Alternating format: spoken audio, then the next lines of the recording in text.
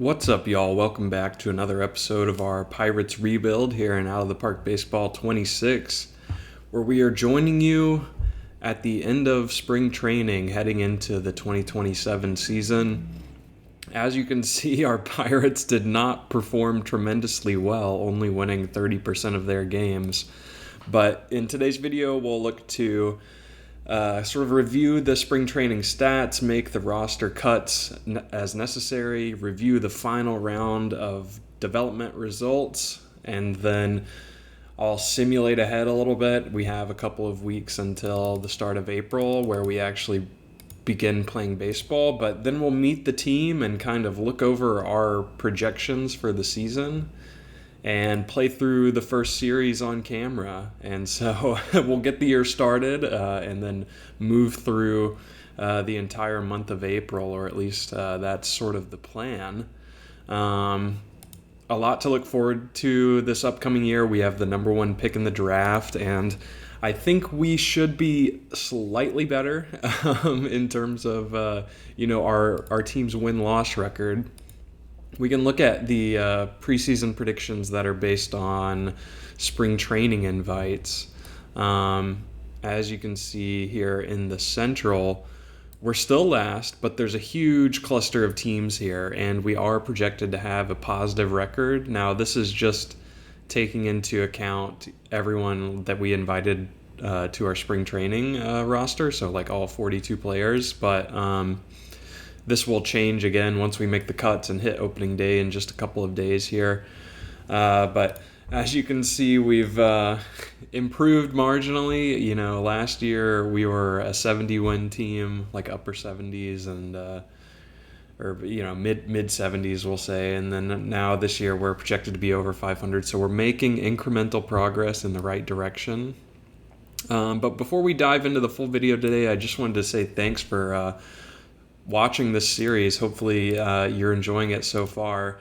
We're going to look to build on our momentum from last year. Hopefully we can sneak into the playoffs this year. If you can find the time to leave a like on the video or even a comment, I would really appreciate it. I look forward to taking this team to the playoffs eventually, and I'm just glad you're here with me. So all that cringe stuff aside, let's jump into some updates that have happened across the last month of March, where we sort of simulated off camera.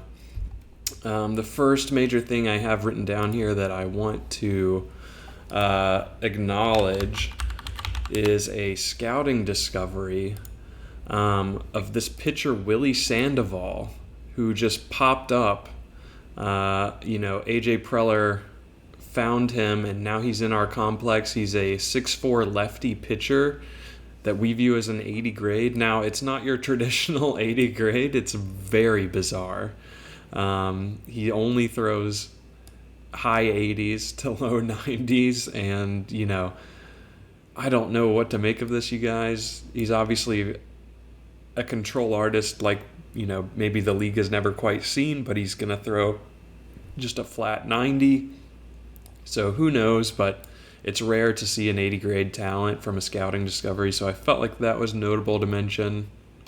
The other thing, we've obviously played through all of our spring training games, and we managed to make it through unscathed. No major injuries here, which we are super thankful for. We should, have the full 40-man roster available to us to cut down and bring onto opening day. So that's a positive sign. Nate Snead is still going to need 2 months to return from his torn labrum. And we've also got some other injuries across the minors. I did already go through and sort of organize all of our depth here across the lower levels. So from AA down, we're kind of set. AAA still has, not that many guys there, but once we move players off of spring training back to AAA, that should fill up. But we've got fully populated systems across our org. A couple of notable guys we're watching at AA this year. We have Zane Petty up there, our pitcher who was successful at his development lab program, is looking to build on a strong season at high A. And on a similar note, we also ended up calling up Jordani and Wyatt Sanford. So 2 guys up the middle who we're hoping have strong seasons. Wyatt Sanford especially should perform really well there. The 21-year-old is knocking on the door of playing in the majors, which is his, that's his goal. So should he reach like a 45-50 grade some point this year and maybe the injuries break a certain way, I guess it's not outlandish that he could find his way on the major league roster. But no other big guys. Like Connor Griffin is still going to remain at high A just for the first month of the season. I want to make sure he's not striking out at a crazy rate, because if we look to push him to the Eastern League, that really dips down to 35, and again the contact is down to 40, so I don't know that I feel comfortable pushing him there just yet, even though he had an insane year at high A last year with 19 doubles, 10 triples, and 17 homers. I'm just want to see those contact tools improve a little bit more before we call him up. But I think we're ready to look at some stats here. As you could notice from the top of the video, we did not perform well at all. In fact, we were the worst team in all of Major League Baseball. So, there's no like run differential stuff measured here, but plain and simple, we disappointed. So that'll be reflected here in the stats. I think we'll go lineups first, and it's going to be pretty quick, you guys, just because everything was so terrible. But let's just go like catcher, infielder, outfielder to like kind of simplify this a bit. So from the catching side, no one hit. If we go WRC plus, our 2 catchers who we were banking on, especially Davis, our DH, had awful spring trainings and 50 plate appearances for both. They are pretty horrendous. Endy hit 0.88, and Davis was not much better at 1.11. So the only good thing here is that Leo Bernal, the Rule 5 pick, maybe established himself a little bit more. He ought to be someone we can lean on should Rodriguez really underperform this regular season. You like the defense of Leo, so he kind of brings a little bit more to the table there than Endy might anyway. So we just, have a history with Endy, so we're going to give him the benefit of the doubt on opening day. And we're still going to stick with Davis as our DH, although if this goes south quickly, I may look to sign a veteran off of free agency or something like that, just because we need a DH who can hit, you guys. Otherwise, we're cooked. Our bats are not quite strong. I would not use strong as a word if I was describing all of our offensive bats. But Omar Alfonso, he didn't do awful. He's our catching prospect, I'm sure you remember, but 240 with a 600 OPS. It's his first taste of the majors, really. So, he had a little bit of run in the fall league, and his stats there sort of mirrored what we just saw in spring training. So he needs a little more seasoning in AAA. He's never played at AAA either, so I think it's fine that he didn't perform, but you always like to get guys a couple of plate appearances just to kind of see what they're capable of, but he'll definitely go down to AAA. In terms of our infielders, as you can see, no WRC pluses over 75, so also just a brutal showing. Guys like Cabrian Hayes, who we are tied to, had a 9 WRC plus, although he did average more than Henry Davis and Endy Rodriguez, so take that for what you will. We're giving him run at first base too. We played him there just a tiny bit. The idea being that he is going to platoon third base with Termar, so Termar is going to get full time against righty.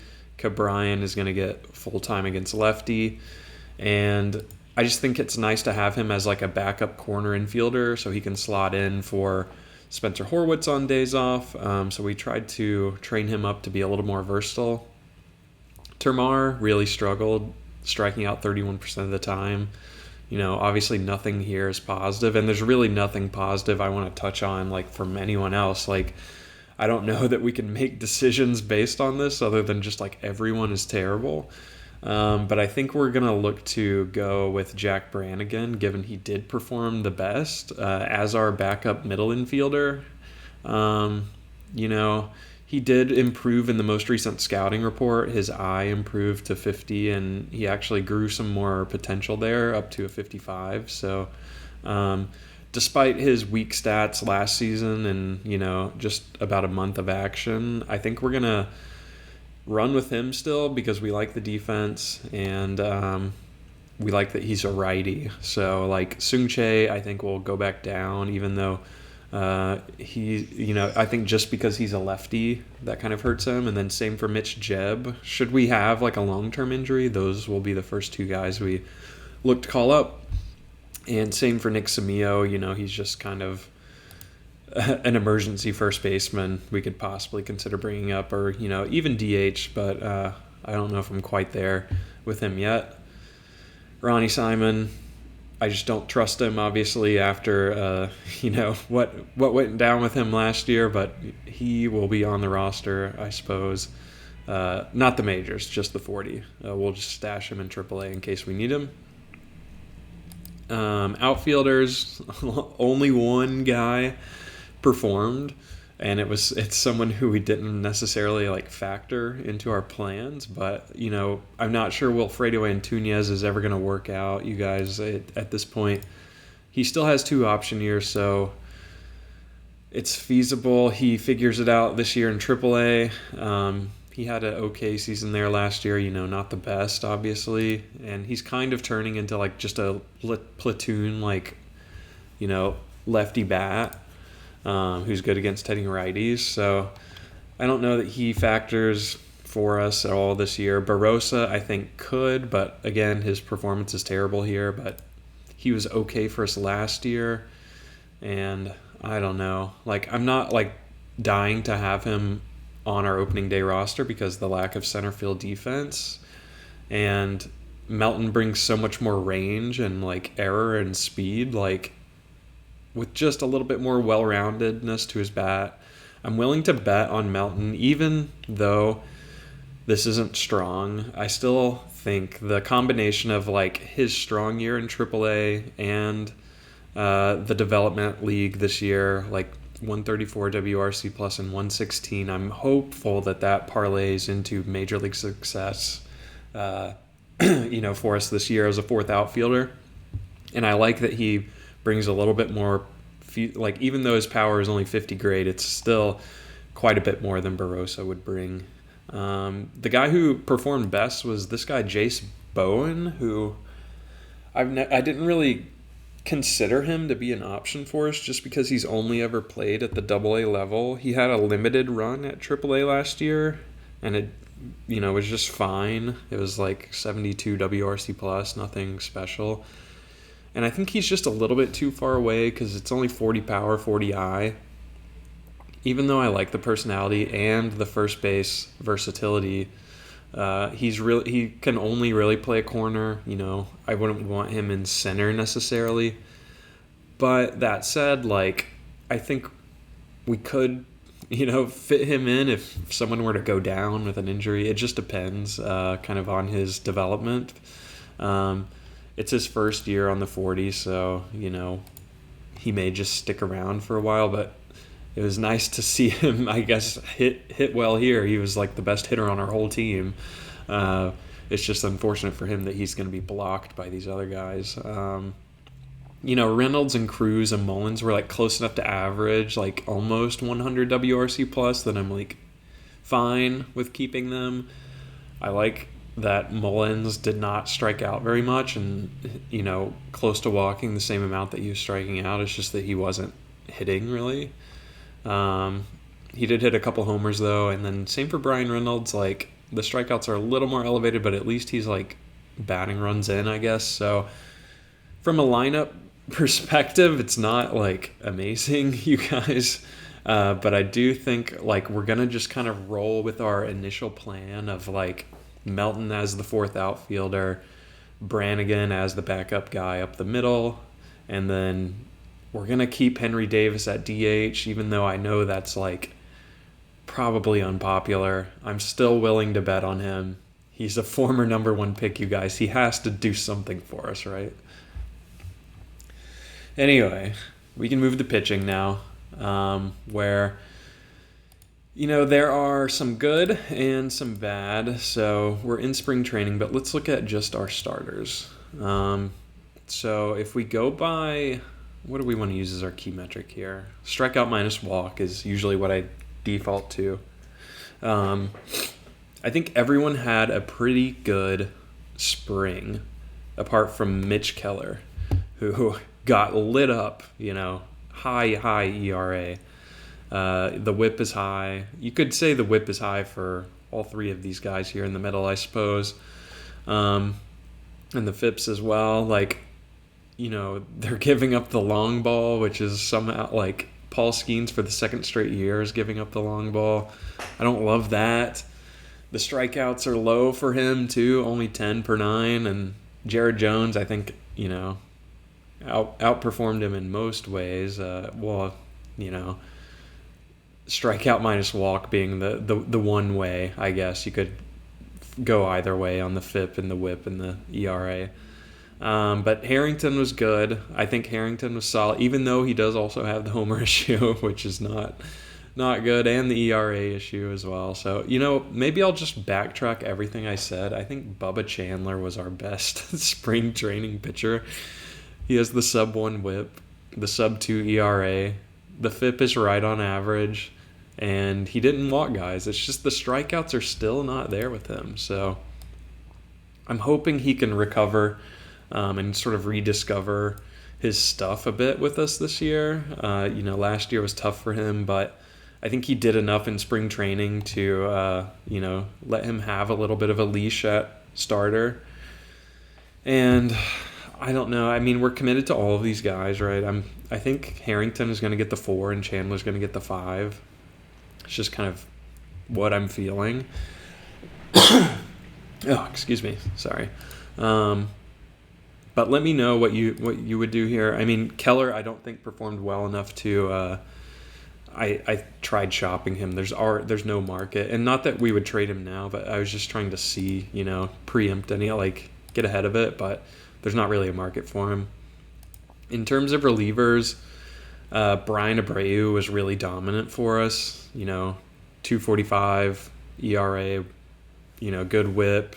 FIP is outstanding, and he struck out 14 per 9. So the closer's looking dominant, you guys. Like, he's looking really good. Matt Brash as well. You know, the whip is definitely higher, but the ERA is tremendous, and the FIP is also really good as well. Didn't give up any homers. Walked a little bit, but, you know, it's comparable to Abreu, and the strikeouts are there as well, over 11. So I really like what he brought, too. If I'm looking at Jason Adam, I think we may be done, you guys. 5 ERA.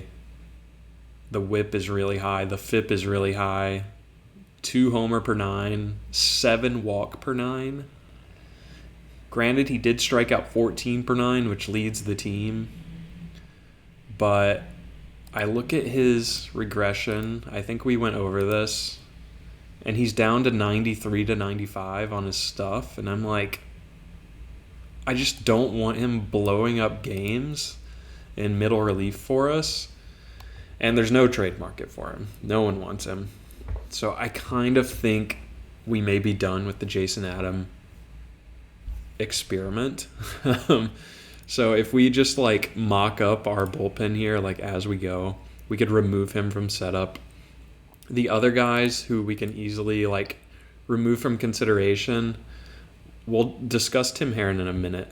But, you know, I think Jaden Woods is like just a little too developmental for me. He's only a 40 grade, but as a lefty down the line, like should those pitches come along, I like him, but it was just his first taste of the majors, so we'll set him to no roll. And then same for Skylar Hales. I didn't mind like calling him up, but he just got kind of destroyed. Like he walked 5 per 9. He got hit around a lot, or he has a 7.5 ERA. Hitters hitting 324 against him, so I still don't think he's quite ready, which is disappointing. I was really hoping Superman would, factor for us, but I don't think he's ready. And then when we look at someone else here, well, let's have the Tim Herron conversation because his ERA is not great. 4.6, 2.0 whip. And he 2.0 is crazy. And the 7 FIP, walking 11 per 9, he had a negative strikeout minus walk rate. So even though he's a Rule 5 pick and on paper his attributes look good, I don't think we're going to keep him based on that performance. I worry that the control is actually a 35, and it's just AJ Preller's not seeing it.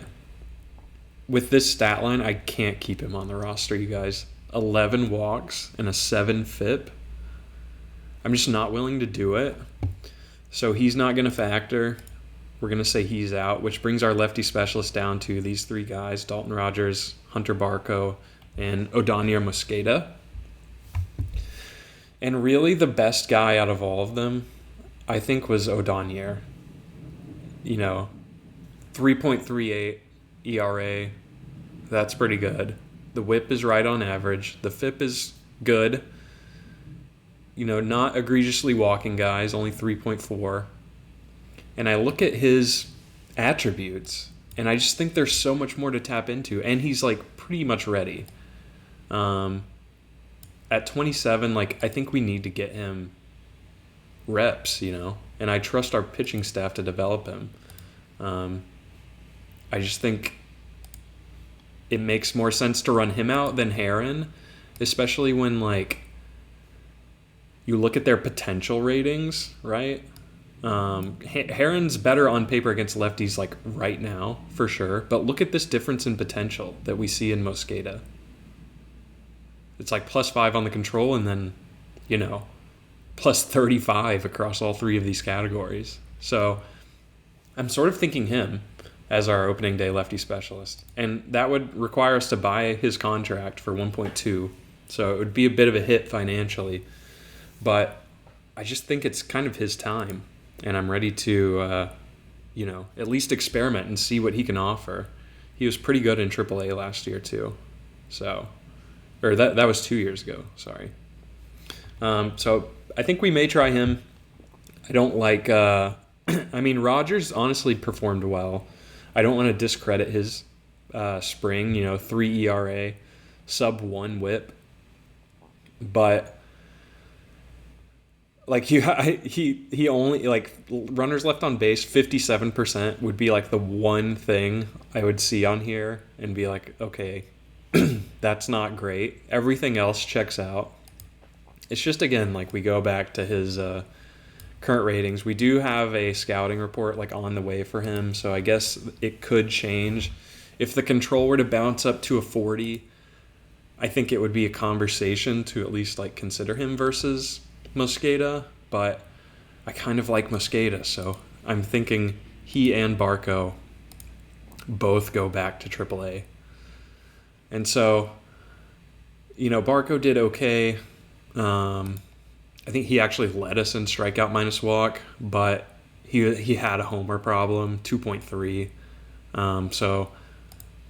That's reflected here. So I don't think he's the guy. I think he's just a backup. In terms of middle relief now, we need to cut one guy out of this group of Sosa, Burrows, Ashcraft, Majinski, and Oviedo. And I think it's going to be Sosa. Even though you look at the ERAs, everyone is performed really well. I think Oviedo is one of our best really, like in terms of WAR, Oviedo's at the top, along with Abreu. Mlodzinski also performed super well too. And Sosa did as well, but I'm leaning Sosa just because he's a little underdeveloped.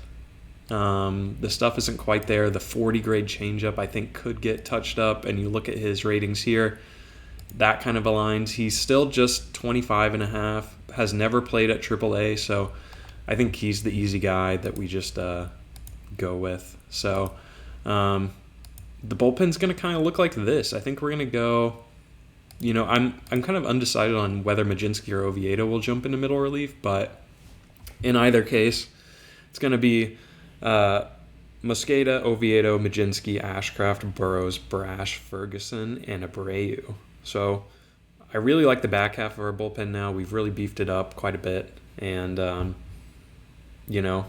we'll see if any of these other guys contribute. I am interested in Sosa, Woods, and Hales now, like moving forward, and it's just like Jason Adam doesn't fit in, so it's going to be dead money, unfortunately. But like I said, I just think having him on the team is too risky. And while you could argue that, like, in a hypothetical situation, like, should Abreu or Brash go down, like, none of these other guys bring us the strikeout upside to, like, factor in, like, a leverage role.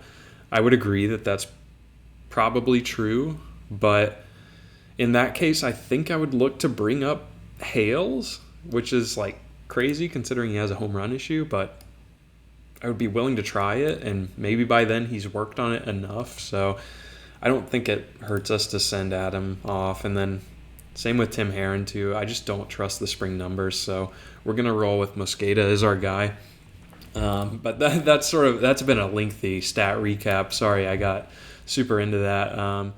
But the final thing I wanted to touch on before we sim forward to opening day and look at the dev results and stuff, I was revisiting contract extensions, and I'm not planning to offer Paul Skeens a contract, but I just wanted to kind of demonstrate his expectations. So he's looking for 21 mil next year, essentially 31 the next, and then like 50 from there on out for his free agency years. So it's definitely crazy. We're not gonna be able to do this. So like if he has a hot season, it's possible we look to move him at the trade deadline. I think I would ideally like the team to be in contention up until the playoffs. So if we're not full sellers at the deadline, I think maybe we hold on to him for the rest of the season, and then in any case he'll be gone next offseason because we can't pay this. But I did look at Jared Jones, and let me know what you sort of think of this. If we were to go like a 6-year deal where we get 3 years of his free agency, this is kind of what he's looking for. And we can negotiate this down a bit, and kind of come under. But he only wants 95 mil. So I'm kind of like, this might work for us. I could be interested in this, 3 years. He still gets to hit free agency at a relatively young age.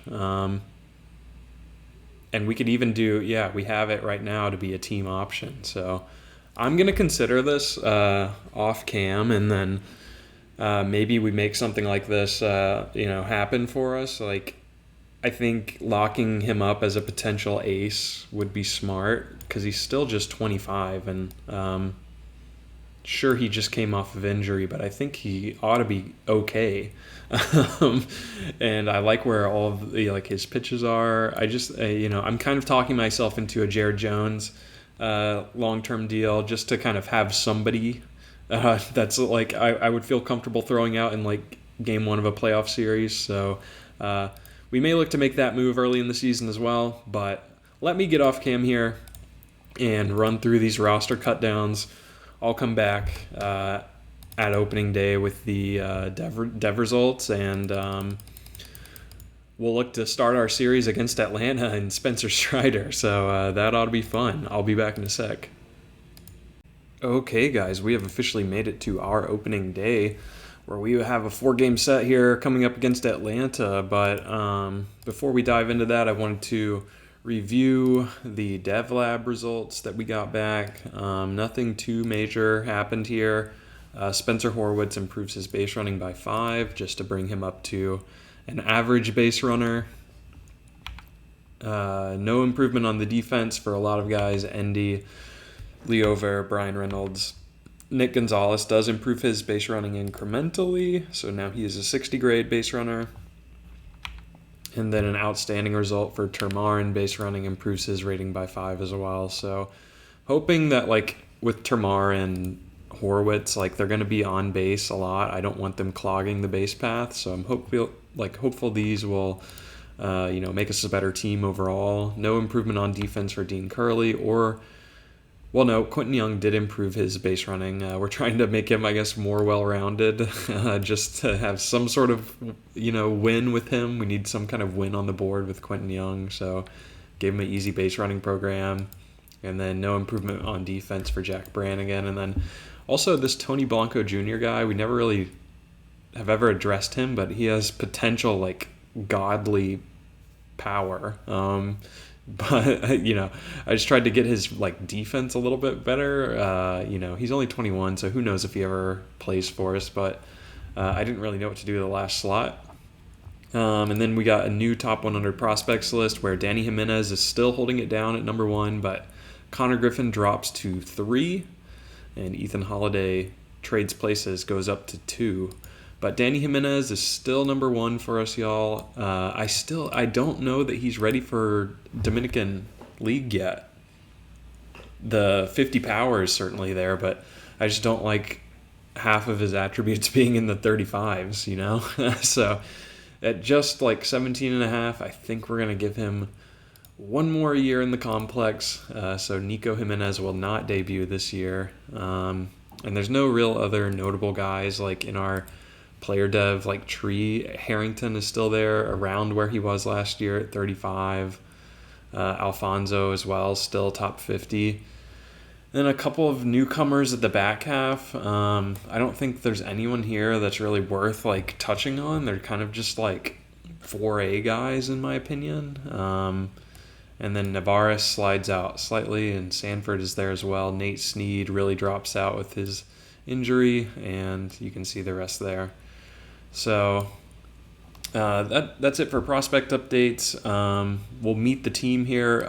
Honestly, not much has changed, in the strategy since we last checked in. But we did end up deciding to go with Oviedo at middle relief and Majinski at long relief. Just felt like the stuff here is a little bit more enticing to have in those higher leverage moments. And Mosqueda is our opening day lefty specialist. We just feel why not bet on him and the potential growth should he do well, rather than an aging Tim Herron or somebody else at the minors. And the starters, we go Skeens, Jones, Keller, Harrington, and Bubba, who we still view as not the most encouraging here. His stamina and control both down. But I think that's just a consequence of his stat line last year. Hopefully with a stronger bounce back, fingers crossed he gets back on track for us. But anyway, this is the bullpen. I think it's pretty decent. Lineup wise, this is what we're cooking with. It's kind of similar left and right splits, but we're going Horwitz, Gonzalez, Cruz, Reynolds, cleanup, and then Mullins, Davis, Termar, Endy, Peguero. And then the rotations are going to be Leo kicks in every third day at catcher. And then every fifth day, we're swapping out Peguero for Brannigan and Melton with Reynolds. Every sixth day, Melton's getting center with Mullins, and Hayes is getting third. Termar's getting benched. And then our two best players, Gonzalez and Cruz, we're going to play them more aggressively, so they're getting benched every seventh day. Same guy, Melton, and Brannigan is going to slide in at second. So Davis should play all season as our DH unless he's tired. And same for Horwitz. I just want him playing as much as possible, obviously. So I just went with the if starter is tired tag for him. And then lefty, we're just doing if starter is tired across the board. Nothing crazy here. But that's the team. You may be wondering how we're projected to do with this roster. We did get a little bit of feedback on Melton. We now view his bat as more complete, like 50 grade across the board, so that's good. But I'm like burying the lead here because I'm like a little scared, you guys. If we go back here, we have again been disrespected in the Central, projected to finish, just about where we were last season at 77 and 85, which, it's not entirely surprising that the same team we choose to bring back the same roster that we had last year, and we're expecting a different result. So maybe that in itself is a definition of insanity, but we're assuming a positive, development across all of our players, our young guys. It's not being factored in here to the projection line.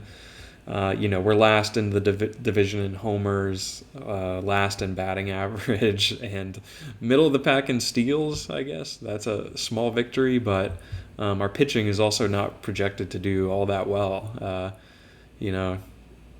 Kind of upper tier in strikeouts. We're only trailing the Cardinals in strikeouts, but we're projected to walk a fair amount, and the ERA is not quite there as well. But Skeens and Jones both appear in these top pitcher lists, but their strikeout rate is not as high as maybe you would think. They're both sub 10. But that said, no one here is over 10 except for Chris Sale. So Mike Gallegos, the pitching prodigy, ended up signing with Chicago, and he appears on here. But the projections are disrespecting us. They're sleeping on our talent yet again. Our owner goals this season, I think we went over these previously, but it's just to play a close to 500 ball. The Paul Skeens extension thing is no longer filled. I think it just wants us to extend him by 2029, and that's going to be the year it checks in. So we're going to look to change this at some point down the line. I don't want to do it just yet, but no other target date goals this year other than to improve our record in road games. So that's what we will be striving for. Okay, I think we're ready to go along here. There was one other thing I just want to make this an annual update where we check on Andrew McCutchen, who signed a deal with the San Francisco Giants. I'm still closely monitoring him in the background, not always on camera, but he signed a $2.6 million deal at 40 and a half years old. So he is still getting after it, this time in sunny California. All right, let's get into actual opening day. We're going to do this first series on the road at Atlanta on Cam and kind of look at the box scores, I guess, and, hopefully we can take the series. And then after that, we'll just kind of advance to the 15th and then through the rest of the month, and then we'll have a good idea of maybe who we are this year. But let's get after it. It will be Skeens versus Strider on the mound. Just want to double check we don't have, we removed our pitch count from the strategy, so we are all good. To proceed here, Skeens versus Strider, the defending World Series champion Atlanta Braves, I just remembered. They took down the Twins in the World Series last year, so let's see how we do. And we, lose 6-1, not the best. They get one early, and then they poured on late in the 7th and 8th. We put up one in the 9th, but it is not good ing. It looks like maybe Matt Brash gave up some runs, but let's scroll through here. This is Hae-Sung Kim, not Ha-Sung Kim. Cruz 2 for 4, a double and a homer. So hopefully that propels him to a hot start. No one else hit, though. Just completely over except for Peguero and Reynolds, and a walk from Horowitz. But how did our pitching do? Oh, Mosqueda. No, our new lefty specialist. You got to be kidding me. Gets blown up for 3, and then Brash gives up 1 as well. He didn't even make it out of the inning, and Brash had to come in and, mop it up. And looks like he gave up his own run as well. That is brutal. Skeens gives us a 61 game score, though. 4 hits, 2 earned, 6K, 2 walk. Not terrible. 108 pitches for him on opening day is a little bit stretched, but, it is what it is. The defending World Series champions defend home field. Let's see if we can take Game 2. Jared Jones versus Spencer Schwellenbach.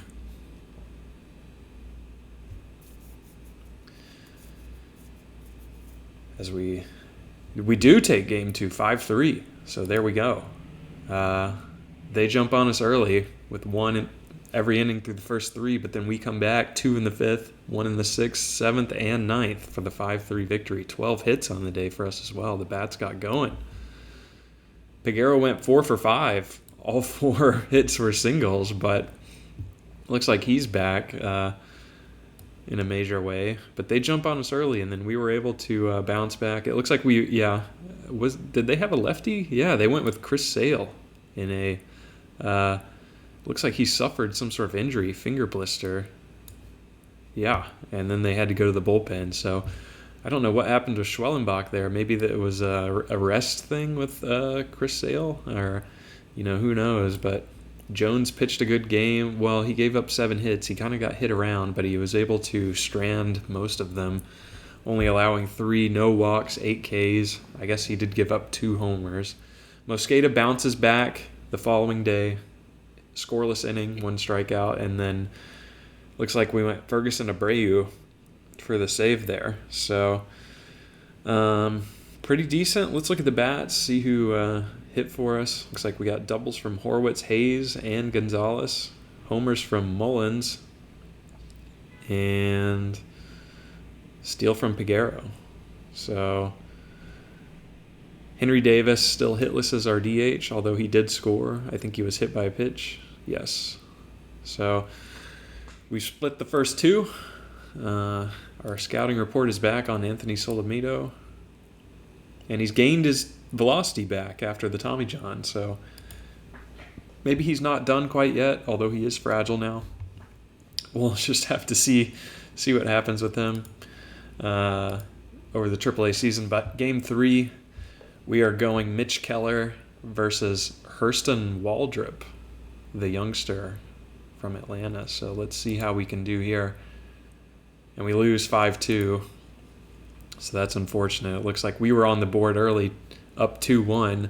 They come back in the 5th, 7th, 8th. So I'm wondering about the back end of our bullpen here, how they're doing. But it looks like, we were hitting. We had 7 hits. They just had 13, which is not good, obviously. But, I'm seeing 2 hits from Horowitz, Gonzalez, Cruz again. No extra base hits, though. So it was all singles, really. That's interesting. Leo Bernal gets a hit in his first game. 3 strikeouts for Mullins. Davis still hitless as our DH, so you hope he can find it soon. Cruz with outfield assist. That's good.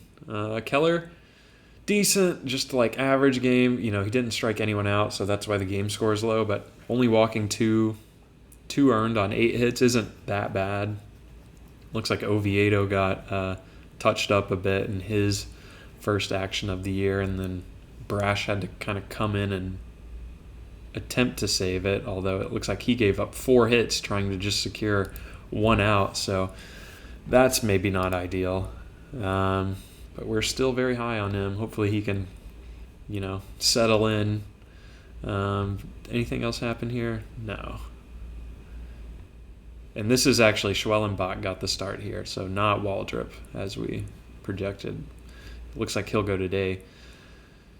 So it will be Waldrop versus, I believe Harrington is our 4. Yes. So Waldrop versus Harrington. Let's see if we can split the series here to start the year on a good note. and we do not 3-0. The offense cannot come through. How old is Hurston Waldrop, and what does he look like?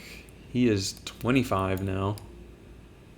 And yeah, he definitely looks solid. It was good for them last year. Obviously we just got no hits. We had 3 hits here, and they had 9. They jump on us for 3 in the 5th. A double from Austin Riley and a single from Michael Harris. I'm thinking 2 more hits for Cruz, so he's off to a hot start. 375. Reynolds as well, 286, although nothing in this game for him. Big Arrow, 357 through the first series. Don't love the pass ball from Indy. It's just an okay game from Harrington. The strikeouts aren't there, but at least he's not walking guys. 3 on 7 hits. It's just kind of whatever. Burrows comes in. He was good. Maybe we toggle him to use more often, but also Ashcraft was good. Although 2 walks to 1 strikeout. He's in a reliever role this year, and it doesn't look like he's too happy about it. Although it's not because of the role yet. I think this may just be lingering side effects from last season. So, not the most I think there was some good and some bad. Like we got the bats going to an extent. We had hits in some of the games, but maybe not the offensive production we would have wanted.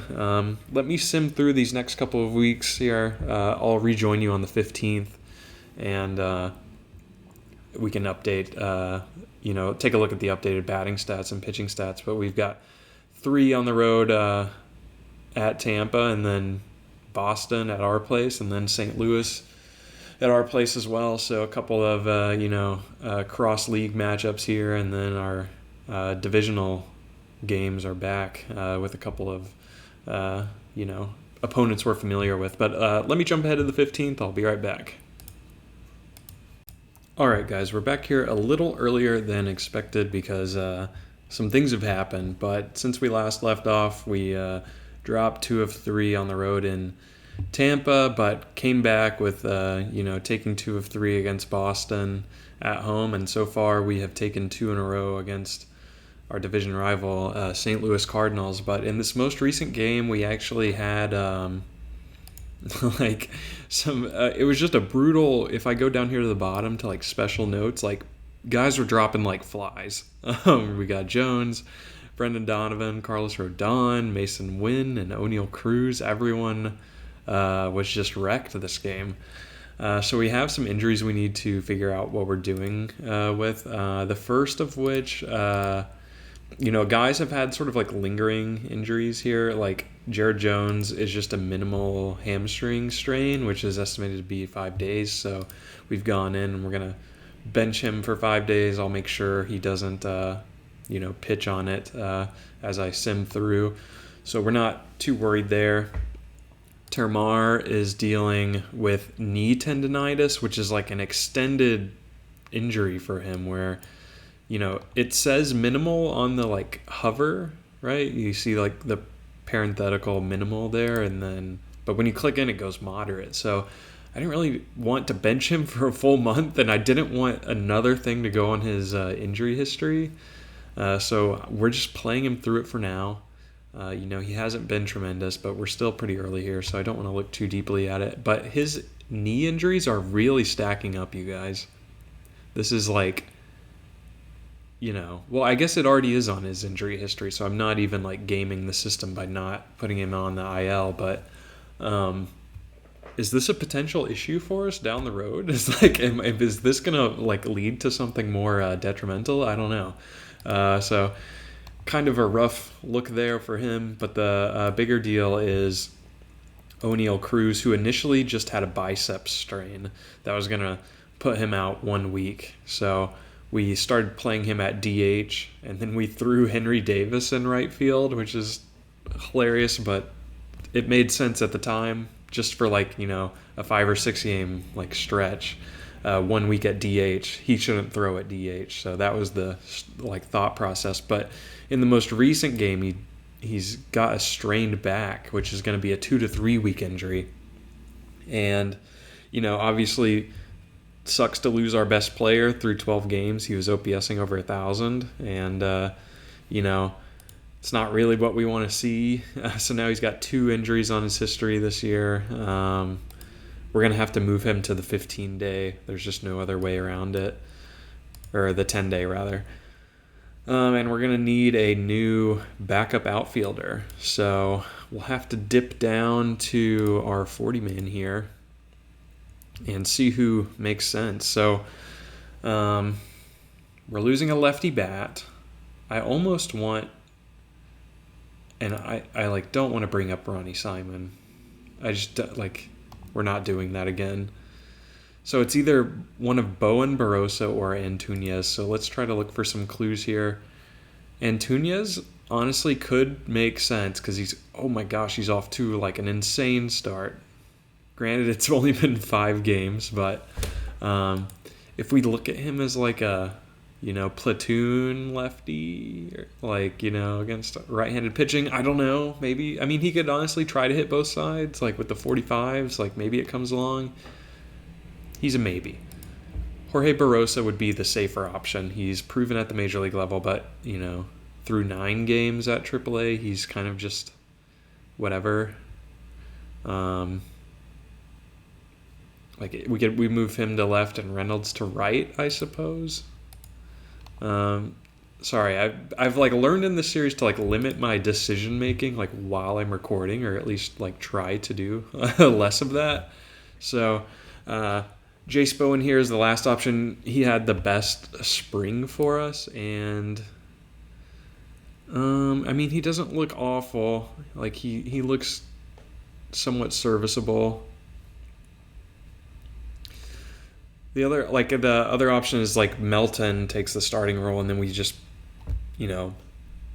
pop Barrosa in as the backup. I think that's more likely what we end up doing. Just because he has a little more defensive versatility. I think he's a better center fielder than Bowen. Although they both have 60 range. Let's compare. Defensive ratings. Maybe it's Bowen. I don't think Antunes is playing center field like that. No, definitely not. Okay, let me figure this out offline, but I just wanted to give you the update on the injury report. I think next time we check in, we'll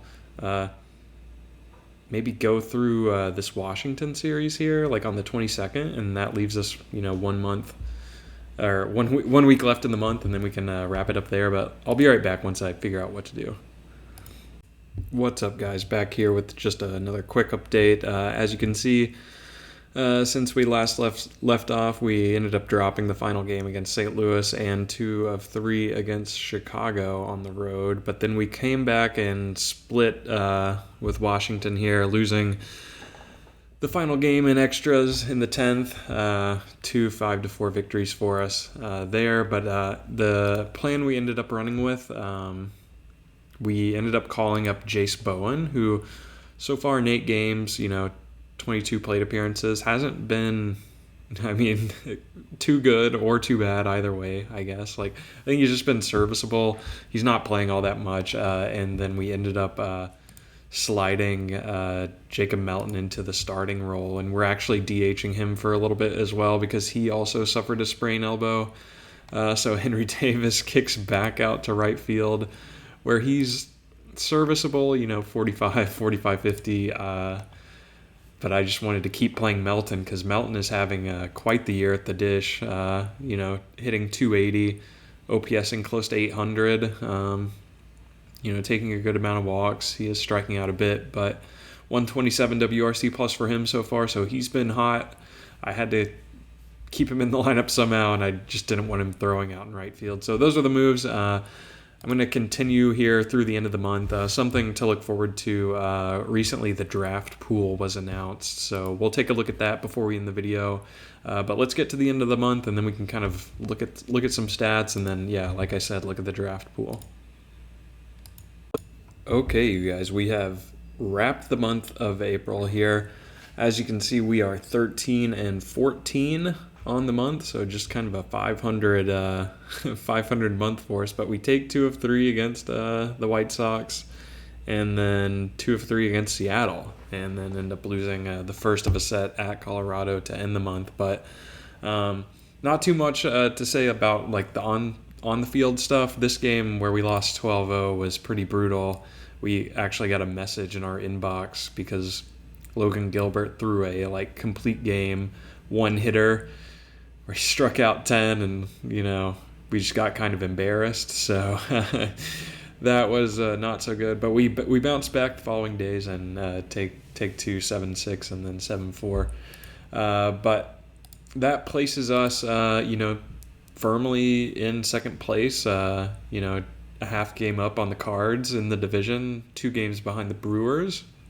And as you can see here, Brian Reynolds is actually tied for the league lead in RBI, which is awesome. No other leaders for us here, but we're right there competing for a wild card spot, hypothetically. So it definitely is much improved over our start last season.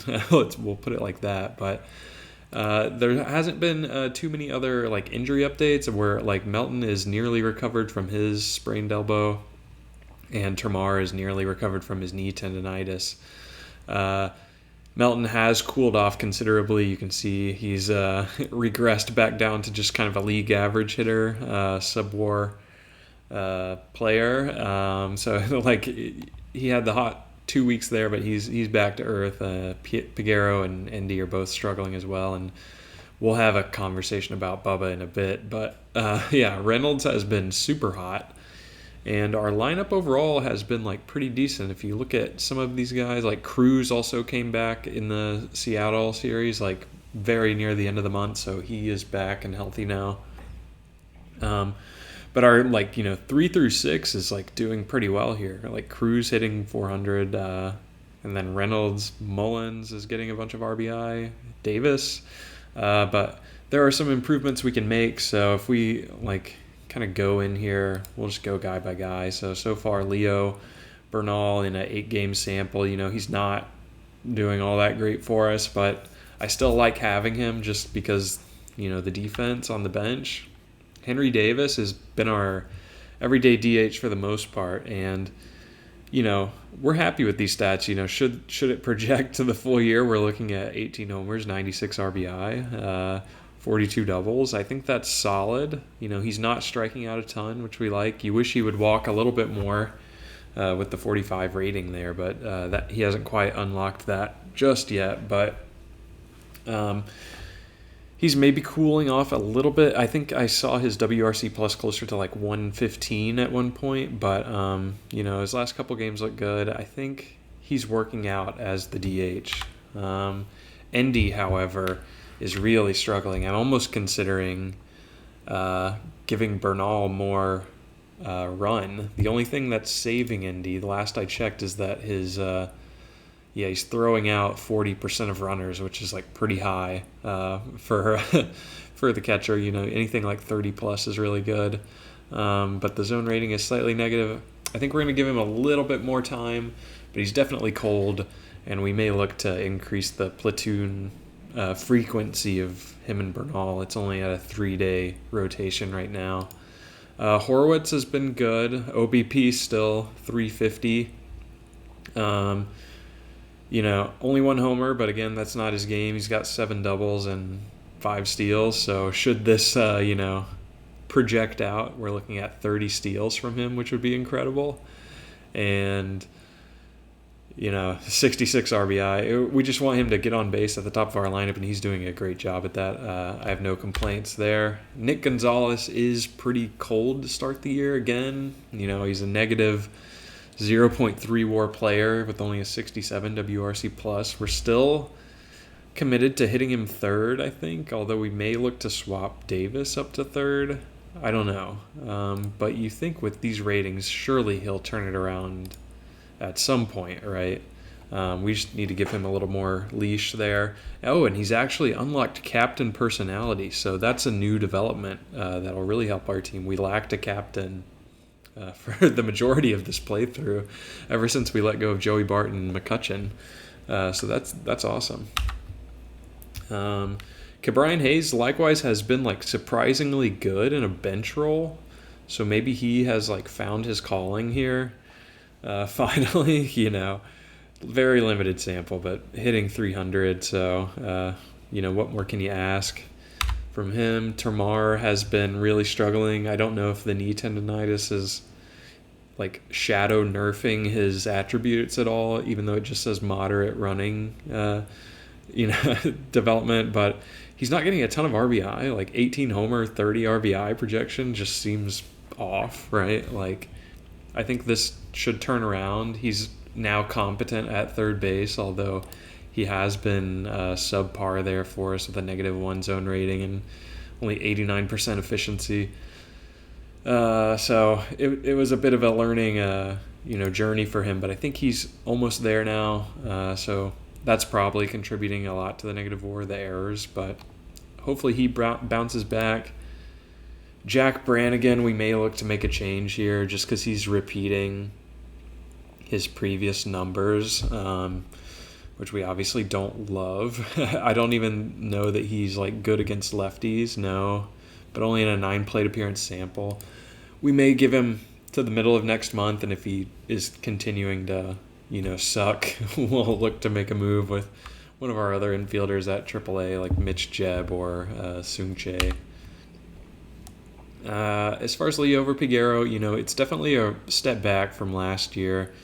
But at the same time, he's pacing for 18 steals, which I like. And, he's very much a positive WAR player, 3.9 WAR. A lot of that value is brought on from his fielding, where he's continuing to be a really good and really efficient shortstop, which is just awesome. Like, we pushed him there from second base, thinking, like, it may be too much for him to handle, and he has exceeded our expectations wildly. So happy with his performance, even though the offense isn't there. I mean, he is hitting 9th for us, so it's fine.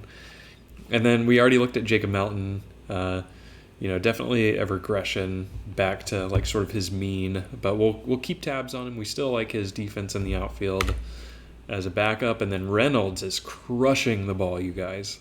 Projected for 42 homers and 138 RBI. Are you kidding me? So putting him back out into the field has made him come alive. He's hitting 260 with 876 or 867 OPS. Like this is crazy. I still consider his contract pretty untradeable.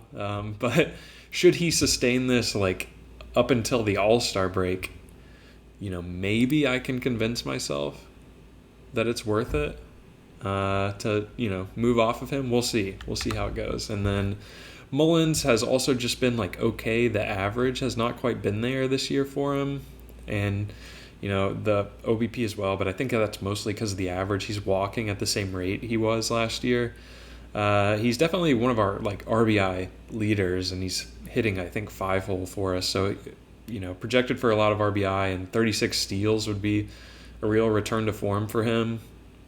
We may even look to like jack up his strategy even more to steal, but he's been good overall. I think once the average starts to come along, his stats will look more similar to the way they did last year, but I'm overall happy to have him. And then O'Neal Cruz, and more of a limited sample, right, because of the injury, but he's still tearing it up he's maintained his 1,000 OPS, and just general good play, 5 doubles in 15 games. That's pretty good. And he also, in his most recent scouting report, he got a boost to his gap power again. So this went from a 60 to a 65. So I'm hopeful he can keep playing super well. But in terms of pitching, we've had a couple of guys who've been struggling here. Skeens has been good. Well, I don't know if that's true exactly. Did we just look at Skeens? Yeah. Okay. Skeens has been good. 3.5 ERA. FIP is a little elevated, but I don't totally mind it. batters hitting just 219 against him. But if you compare it to 2 years ago, his Cy Young season, it's not even close, you guys. He's so much worse.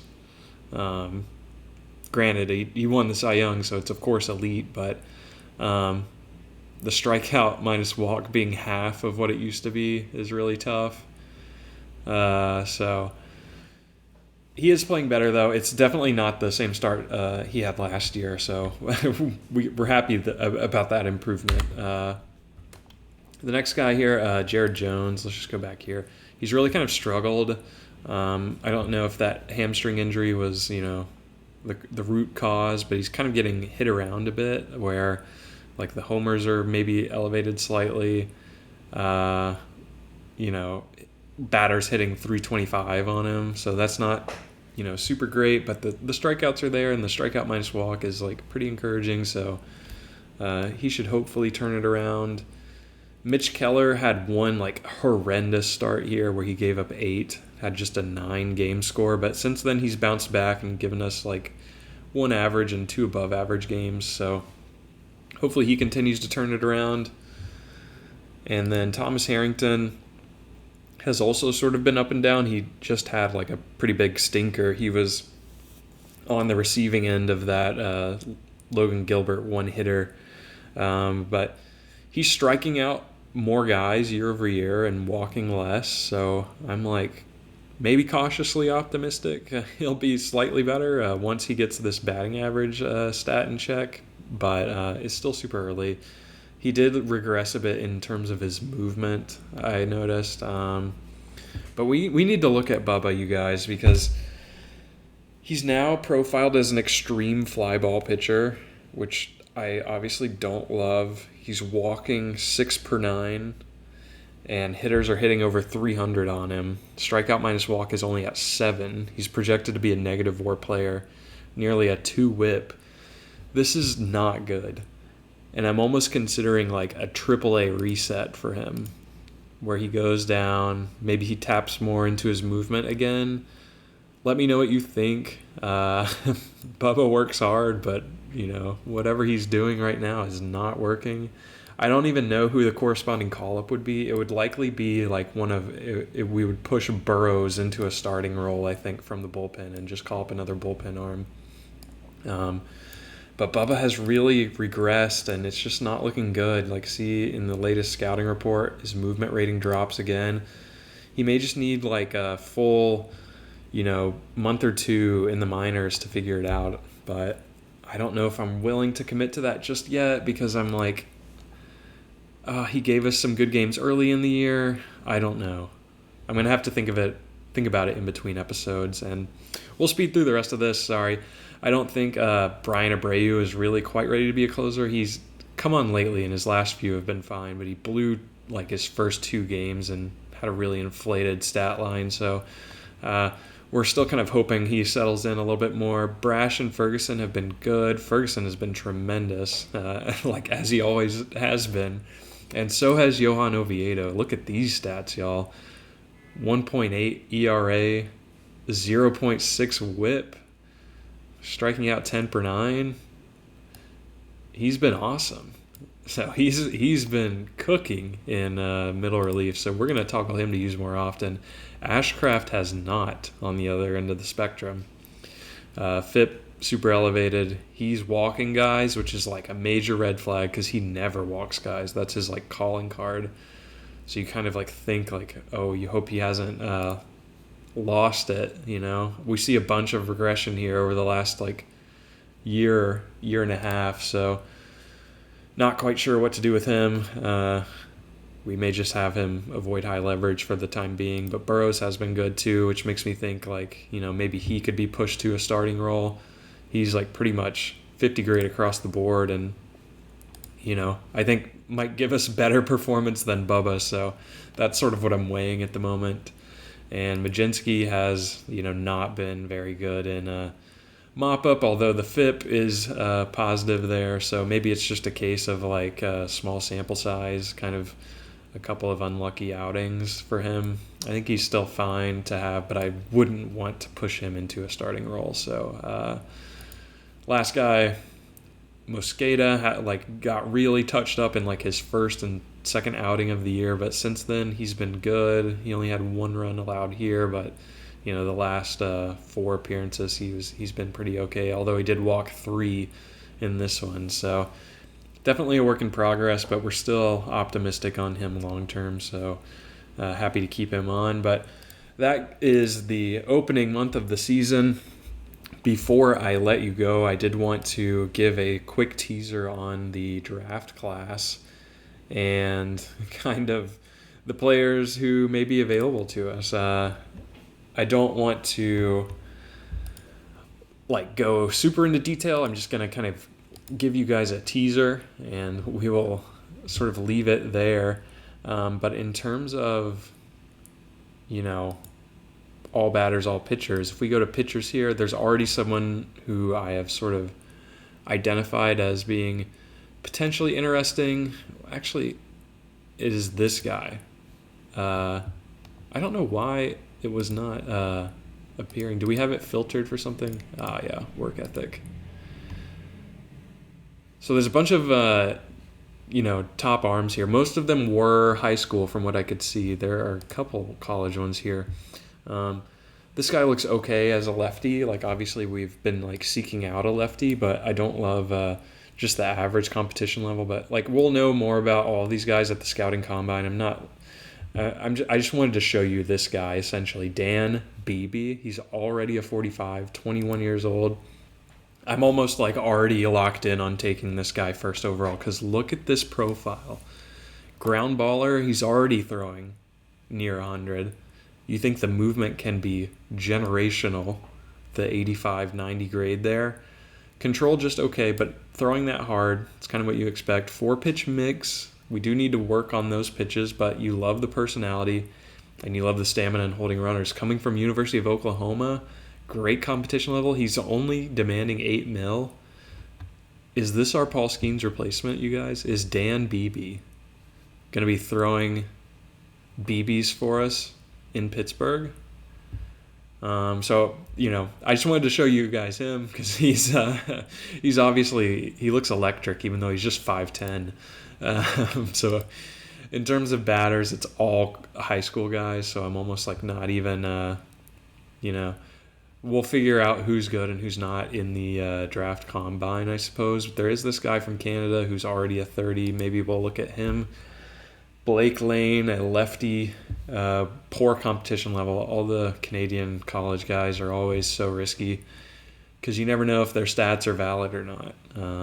But he could be interesting maybe later down the board. And then there's a catcher from the complex, it looks like, and a shortstop here from Cal Poly who, kind of just looks like a contact first kind of guy. But, I'm not blown away by these bats unless I need to take a closer look, though, before I make any sweeping claims. But Dan Beebe is going to be hard to pass up, guys.